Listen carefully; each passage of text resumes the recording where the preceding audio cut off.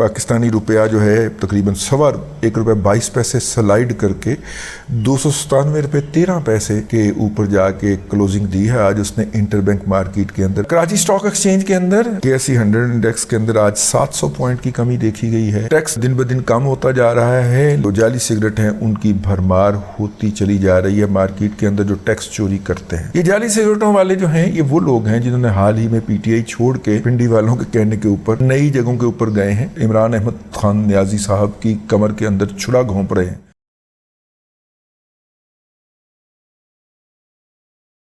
अस्सलाम वालेकुम जी, बड़े दिनों के बाद आपकी खिदमत में दादा पोता शो लेके हाज़िर हुआ हूँ। कुछ ज़ाती मसरूफियात ऐसी हैं जिनकी वजह से हाज़िरी नहीं हो पा रही। दुआ करें अल्लाह ताला वो मसरूफियात जो हैं या वो मुसीबतें जो हैं उनको मतलब टाल दे। उसके हजूर में कोई कमी नहीं है और वो कभी भी मुझे मायूस नहीं करता। तो इसलिए वक्फा हुआ, उसकी माज़रत कबूल कीजिए। आज जो है मंडे का दिन है। पहली खबर बड़ी इम्पॉर्टेंट थी और वो खबर थी कि पाकिस्तानी रुपया जो है तकरीबन ₹1.22 स्लाइड करके 297 रुपये 13 पैसे के ऊपर जाके क्लोजिंग दी है आज उसने इंटरबैंक मार्केट के अंदर। बड़ी तेज़ी के साथ जो इंटरबैंक मार्केट में है डॉलर वो जा रहा है 300 की तरफ ले जाया जा रहा है। तो 300 रुपये की तरफ जा रहा है। कोई पता नहीं 300 से आगे का सफ़र भी जारी रखे, अभी तक हम कुछ नहीं कह सकते। कराची स्टॉक एक्सचेंज के अंदर पोजीशन जो थी वो बड़ी वोलेटाइल थी, ओवरसोल्ड पोजीशन थी। KSE 100 इंडेक्स के अंदर आज 700 पॉइंट की कमी देखी गई है और कल से ही ये प्रेशर शुरू हो गया था। कल कोई 70 पॉइंट के करीब गिरी थी या 170 पॉइंट के करीब, आज सीधे 700 पॉइंट लगे गए।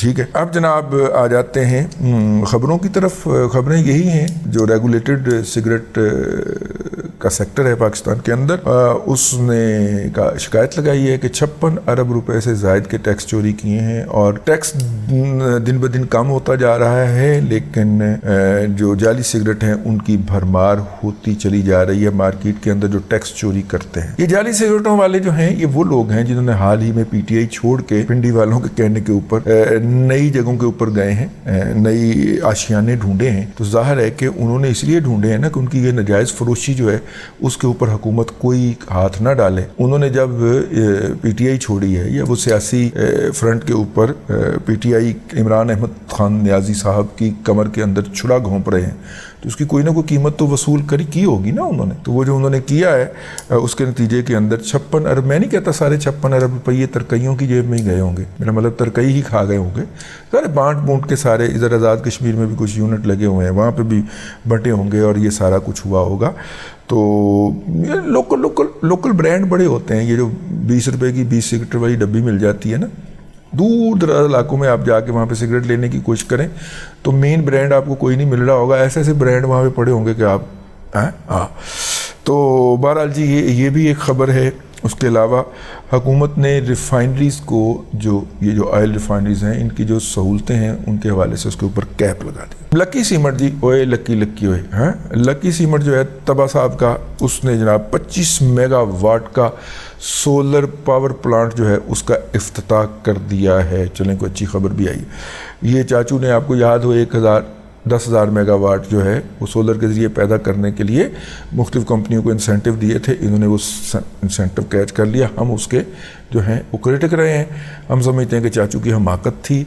ये इंसेंटिव जो था जो उन्होंने उन कंपनियों को दिया है, ये इंसेंटिव आपको और मुझे मिलना चाहिए था। हम अपनी छतों के ऊपर सोलर लगाते, अपनी बिजली पूरी करते और सरकार को भी देते, और यूं डिस्ट्रीब्यूशन के अंदर जो 24% लॉसेज हैं उनके अंदर कमी आती, क्योंकि बिजली जो है वो तरबेला से बन के लाहौर में नहीं आ रही होगी, यहीं पर बन के यहीं पर डिस्ट्रीब्यूट हो रही होगी। तो 24% वाला लॉस जो है वो 4% पे 5% पे आ जाएगा। लेकिन चाचू को समझाया नहीं जा सकता।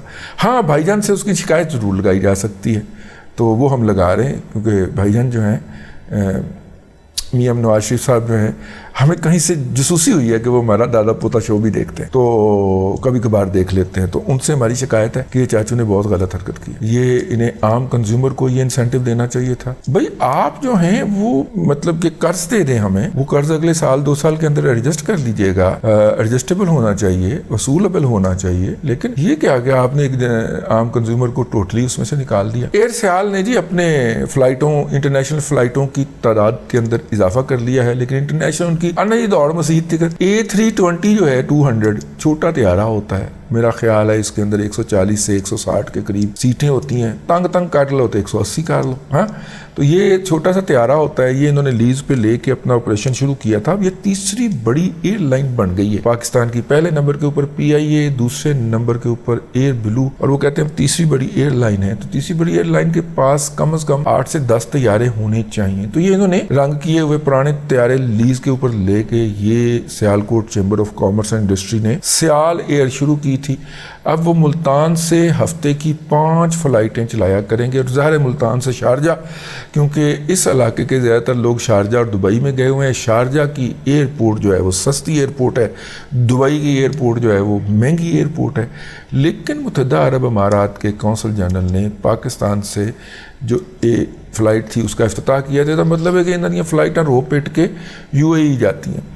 پہلے یہ سیالکوٹ سے دبئی کی چلا رہے تھے 2 فلائٹیں ہفتے کی، اب انہوں نے 5 اکٹھی فلائٹیں، جو 5 فلائٹیں یہ دبئی کی ایئرپورٹ پہ اتارنا افورڈ نہیں کرتے. میری کیلکولیشن یہی بتاتی. تو یقیناً انہوں نے کیا کیا ہوگا کہ انہوں نے پھر شارجہ میں، اجمین میں یا اس طرح کی کسی ایئرپورٹ پہ وہ ایئر لائن اتاری ہوگی. Let's see. اس کی ڈیٹیل میں خبریں پڑھ بیٹھا ہوں، جو ان کی پریس ریلیز تھی اس میں یہ نہیں بتایا کہ یہ فلائٹ جو ملتان سے اڑے گی یہ لینڈ UAE میں کہاں پہ کرے گی. بہرحال جی یہ ریونیو ہے، یہ ریونیو بچے گا ہمارے ملک کو.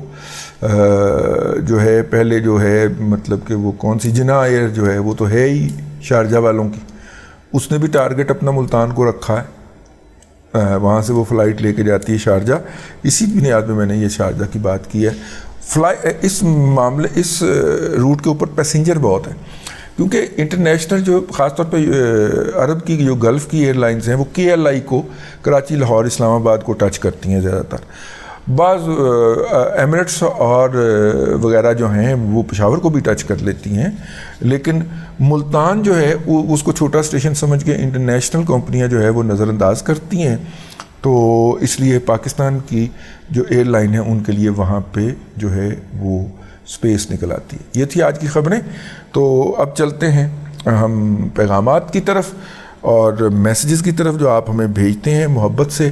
آپ بھی اگر اپنا آواز یا تصویر شامل کرنا چاہیں تو ہمیں اپنا پیغام بھیج سکتے ہیں ریکارڈڈ فارم کے اندر یا ویڈیو فارمیٹ کے اندر.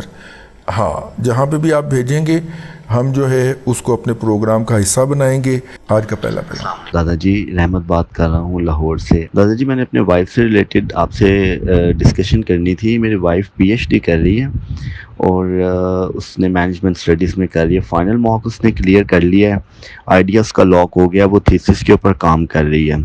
ویئر کہ اس نے نا یورپین یونین کا ایک فنڈڈ پروجیکٹ ہوتا ہے ایراسمس کا، وہ بھی انہوں نے سکسیزفلی اس کو کر لیا. وہ یورپ گئی تھیں اور ادھر سے ٹریننگ لی ہے. اب وہ ماسٹر ٹرینر ہیں پاکستان میں.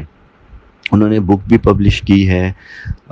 ایک لاہور کی ایک گورنمنٹ یونیورسٹی ہے، اس کے اندر وہ ایز اے کورس ورک پڑھائی جا رہی ہے اسمارٹ گرڈ انجینئرنگ کے اوپر.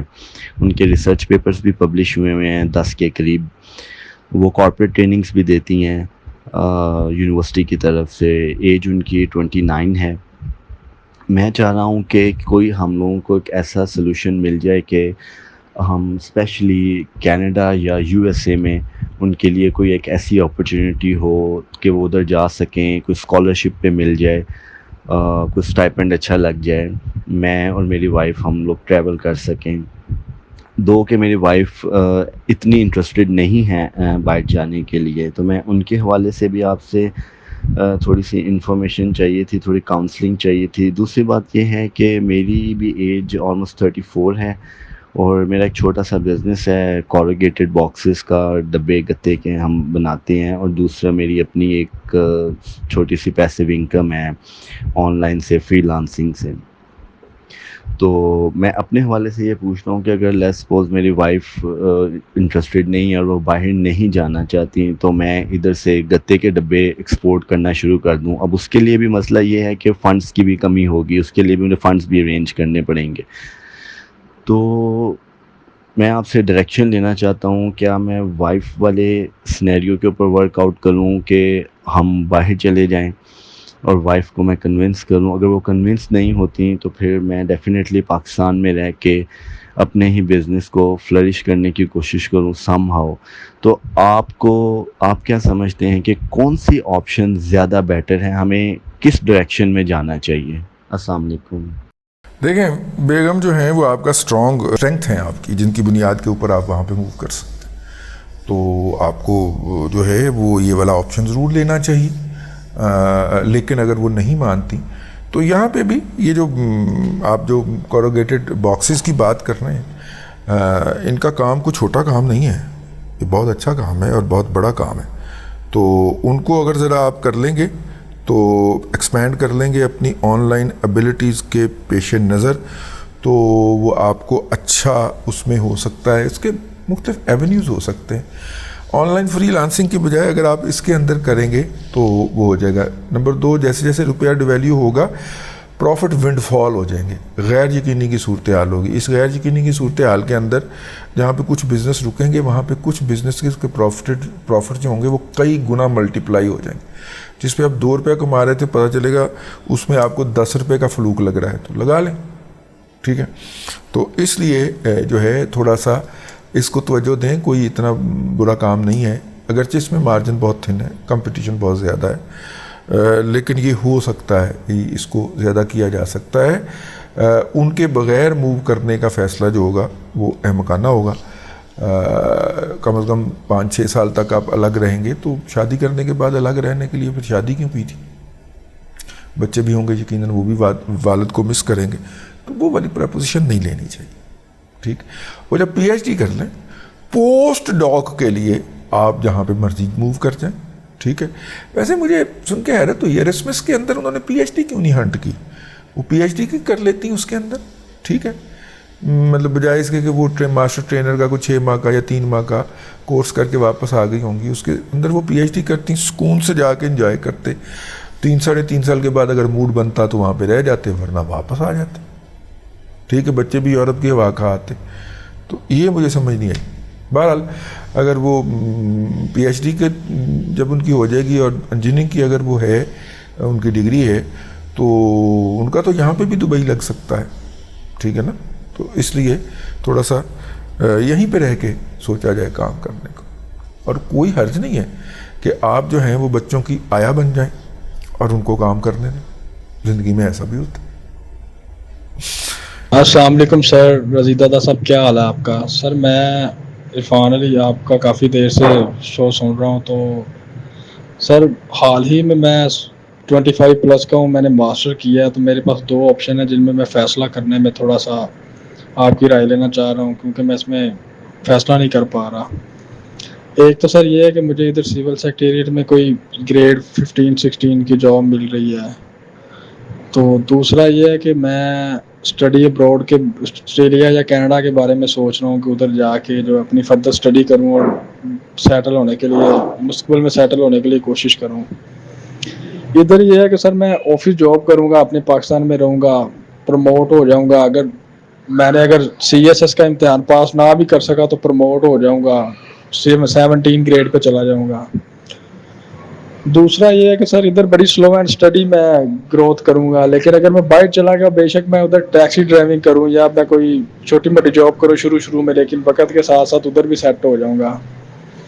تو ابھی سر مجھے تھوڑا سا پلیز بریف کر دیں, آپ کی بہت مہربانی, شکریہ. اللہ آپ کو لمبی زندگی عطا کرے. دیکھیے بات یہ ہے کہ آپ نے اپنا فیملی سائز تو بتایا ہی نہیں ہے کہ آپ کوارے ہیں یا کیا ہے. جہاں تک یہ 15واں 16واں 17واں گریڈ ہے, 15ویں 16ویں 17ویں گریڈ کے اندر ایک سسکتی ہوئی زندگی ہی آپ کی منتظر ہے. آپ اس کو جیسے مرضی دیکھ لیں, ایک سسکتی ہوئی زندگی ہی گزار پائیں گے آپ. تو اس لیے میں تو جو ہے اس کو یوں نہیں دیکھتا. اچھا, اب اس میں ایک اور بھی آپشن آ گیا. کینیڈا جانے کے لیے جو ہے وہ آپ کینیڈا کے وزٹ ویزے پہ جائیں, اور 2025 تک جسٹن ٹروڈو نے یہ آپشن تو دے رکھا ہے نا, آپ وہاں پہ وزٹ ویزے پہ آئیں اور اس کو جاب ویزے کے اندر بھی اور ایجوکیشن ویزے کے اندر بھی آپ اس کو کنورٹ کروا سکتے ہیں. اگر وہاں پہ جا کے آپ کا داخلہ ہو جاتا ہے پی ایچ ڈی کے اندر یا ماسٹر کے اندر. پی ایچ ڈی کے اندر ویسے داخلہ جو ہوتا ہے وہ بڑا ٹھوک بجا کے یا بڑا اس سے ہوتا ہے. ٹھیک ہے نا. یہاں سے آپ پہلے اپنا سناپسس لکھتے ہیں, سناپسس بھیجتے ہیں, اپروول ہو جاتی ہے. جب تک اپروول نہ ہو اس وقت تک داخلہ نہیں ہوتا. جب اپروول ہو جائے تو پھر داخلے کا پروسیجر شروع ہوتا ہے. تو لیکن گورا پی ایچ ڈی بہت کم کرتا ہے, اس لیے کمپٹیشن کوئی نہیں ہوتا. سارے اپنے تو چینے انڈین تو پاکستانی ہی آپس میں کمپٹیشن میں ہوتے ہیں وہاں پہ زیادہ تر, تو خاص طور پہ کینیڈا جیسے ملک کے اندر. تو اس طرح اس حوالے سے کیوں نہ جایا جائے. ٹھیک ہے, وزٹ ویزے پہ جائیں, پہلے وہاں سے اپنا سناپسس لکھیں. باقی میں یہ 15ویں 16ویں اسکیل 17ویں گریڈ کے حق میں نہیں ہوئی. ایک سسکتی ہوئی زندگی ہے جو آپ اپنے لیے بھی گزاریں گے اور اپنی آئندہ نسلوں کو بھی دے کے جائیں گے. یا پھر آپ 2 نمبریوں میں انوالو ہوں گے جن کا اپنا ایک رسک ہوتا ہے. رسک فیکٹر تو اس میں ہوتا ہے نا 2 نمبری کے اندر. تو اس لیے میں تو اس کو سجیسٹ نہیں کرتا. اگر آپ نے ماسٹر کر لیا ہے تو پھر آپ ہائر ایجوکیشن کے لیے اگر کینیڈا کوئی ٹارگٹ رکھتے ہوئے ہیں تو یہ آپ کے پاس ایک آپشن موجود ہے. وزٹ ویزا لگوائیں, ٹھیک ہے, اور 10 لاکھ روپیہ لگتا ہے اس کے اوپر. 3 ماہ کا وزٹ ویزا آپ کو مل جاتا ہے. اس سے پہلے اپنی سیٹنگ کر لیں, وہاں پہ کسی یونیورسٹی کو اپنا وہ تھیسس بھیجیں, اگر کسی کو سب کو بھیجیں جس نے اپروو کر دیا. ٹھیک ہے, سناپسس یہاں پہ بیٹھ کے لکھیں نا, کسی پڑھے لکھے 2 بندے کے ساتھ بیٹھ کے آئیڈیا ڈسکس کریں کہ میں یہ ریسرچ اگر سجیسٹ کروں تو کیا وہ یونیورسٹی قبول کر لے گی. جو کینیڈا سے پی ایچ ڈی کر کے آیا ہو اس کے ساتھ اگر مل بیٹھ کے مشورہ کر لیں تو زیادہ مناسب ہوگا. ٹھیک ہے, تو باہر جانا زیادہ بہتر آپشن ہے جی ان حالات کے اندر جہاں پہ کہ اگلے 5 سے 7 سال جو ہے وہ معیشت آپ کو کوئی بھی اپرچونٹی آفر نہیں کر رہی. اور جہاں تک یہ بات ہے کہ جی ہم تو گورنمنٹ جاب میں ہیں, کام کریں یا نہ کریں, کام نہ کرنا کتنی بڑی بہادری ہوتی ہے. ٹھیک ہے نا, اس بات کو انجوائے کرنا کہ میں کام نہیں کر کے تنخواہ لے رہا ہوں, ٹھیک, یہ زندگی ضائع کرنے کے مترادف ہے. آپ اس دنیا میں تشریف لائیں تو کوئی اچھا کام کر کے جائیں اور زیادہ کام کر کے جائیں. السلام علیکم وزیر صاحب, رضوان ملک بات کر رہا ہوں لاہور سے. آپ سے پوچھنا تھا کہ یہ میوچل فنڈ میں نے اس میں اپلائی کیا تھا نیشنل بینک آف پاکستان میں, لیکن آپ نے جیسے بتایا کہ وہ تو کمپنی میں باہر لے گئے ہیں اور مجھے بھی 5 سال میں خالی 3,500 کا فائدہ ہوا. حالانکہ میں نے ان کی پاکرا ریٹنگ دیکھی تھی تو وہ کافی اچھی تھی. تو آپ مجھے کائنڈلی سجیسٹ کریں کہ ہم جب میوچل فنڈ کسی بینک کا لیتے ہیں تو اس میں ہمیں کیا کیا دیکھنا پڑے گا کہ بھئی یہ لینا چاہیے, اس کا میوچل فنڈ اچھا ہے. اور عزیز صاحب یہ بھی بتائیں کہ اپنا یہ SIP یعنی کہ سسٹمیٹک انویسٹمنٹ پلان, اس کا کوئی پروڈکٹ ہے پاکستان میں اویلیبل, تو وہ بھی کائنڈلی بتا دیں. دیکھیے SIP کا پہلے SIP کا ایز سچ جو ہے وہ کوئی بھی انویسٹمنٹ پلان جو ہے وہ ہم اس لیے نہیں کر سکتے کیونکہ جو ہے ہمارے ہاں کریڈیبلٹی نہیں ہے مالیاتی کمپنیوں کی نا. ایک کمپنی اس وقت کریڈیبل ہے. دوسری ساتھ آپ کے ساتھ ہاتھ جو ہوا ہے وہ میں عرض کر دیتا ہوں. آپ کے ساتھ ہاتھ یہ ہوا ہے کہ آپ نے ٹاپ کے اوپر وہ خریدا ہے جب سٹاک مارکیٹ ٹاپ کے تھی. میوچل فنڈ ہمیشہ سٹاک مارکیٹ کے ساتھ موو کرتا. جب سٹاک مارکیٹ ٹاپ پہ تھی تو اس کی قیمت بھی ٹاپ پہ ہوگی. آپ نے ٹاپ پہ خریدا اور جب آپ نے کہا کہ میں نے چیک کیا تو اس وقت مارکیٹ باٹم ہوئی تھی. پچھلے مہینے تک تو باٹم آؤٹ ہی تھی نا, تو اس وقت آپ نے باٹم آؤٹ مارکیٹ کے اندر اس کو چیک کیا. تو یہ دن خریدنے کے دن تھے. اگر آپ جو ہیں میری بات مان لیتے, اگر آپ نے اس کو انکیش کر لیا, یعنی جس وقت بیچنے کے دن تھے آپ نے اس وقت اس کو بائی کر لیا اور جس وقت خریدنے کے دن تھے آپ نے اس کو بیچ دیا. تو جب آپ الٹی سمت میں چلیں گے, سوا کے الٹی سمت میں چلیں گے تو پھر آپ کے ساتھ یہی ہوگا. نمبر 1. نمبر 2, آپ کو اپنا اسپیشل پرپز دیکھنا چاہیے. جیسے دیکھیں نا AKD کا اپرچونٹی فنڈ ہے, وہ کہتے ہیں جی ہم تو موقع پرست ہیں, جہاں پہ موقع ملتا ہے ہم بائی کرتے ہیں اور پھر اس کے بعد پیسہ بناتے ہیں, مال بناتے ہیں اور نکل جاتے ہیں. ٹھیک ہے, اور اس کے گین جو ہیں وہ AKD کے جتنے بھی میوچل فنڈ ہیں ان میں سب سے زیادہ, لیکن اس کا لاس بھی سب سے زیادہ ہوتا ہے. اب آپ کے اوپر منحصر کرتا ہے کہ آپ نے اس کو کس وقت بائی کیا. اگر آپ نے اس کو ٹاپ پہ بائی کر لیا کہ یہ پچھلے 1 سال جتنے بھی میوچل فنڈ تھے وہ ڈسکاؤنٹڈ پرائز پہ مل رہے تھے, کہ ادروائز پرائز ان کی 50 روپے ہے ایک سرٹیفکیٹ کی. وہ سرٹیفکیٹ آپ کو 32 روپے پہ بھی مل رہا تھا, 28 پہ بھی مل رہا تھا, 34 پہ بھی مل رہا, کچھ دنوں کے لیے 28 پہ بھی آیا تھا, لیکن 34-35 اس رینج میں مل رہے تھے, یعنی اپنی فیس ویلیو سے 15 روپے نیچے مل رہے تھے. ٹھیک ہے. اب مارکیٹ چڑھنا شروع ہو گئی, 49,000 کے لیول پہ جاتی ہے, شرما کے نیچے آ جاتی ہے, 48 سے تو اوپر ہی ہے نا, 48 کے ارد گرد کھیل رہی ہے, 48 سے نیچے 48 سے اوپر. تو جس دن یہ مارکیٹ جب ہم نے اس کو باٹم پہ دیکھا تھا تو اس وقت مارکیٹ 41,000 39,000 کے لیول پہ تھی. اس وقت آپ کو میوچل فنڈ خریدنا چاہیے تھا, جو کہ آپ نے نہیں خریدا. تو پھر آپ کے ساتھ یہ تو ہونا چاہیے. میوچل فنڈ ہمیشہ اسٹاک مارکیٹ کے ساتھ چلتا ہے. اسٹاک مارکیٹ اوپر, میوچل فنڈ اوپر, اسٹاک مارکیٹ نیچے, میوچل فنڈ نیچے. یہ سمپل فارمولا ہے, میں نے آپ کی خدمت میں عرض کر دیا. اب تک کے لیے اتنا ہی. اگلے دادا پوتا شو میں پھر ملاقات ہوگی. اللہ تبارک و تعالیٰ آپ کو آسانیاں عطا کرے اور آسانیاں خلق خدا میں تقسیم کرنے کی توفیق عطا کرے.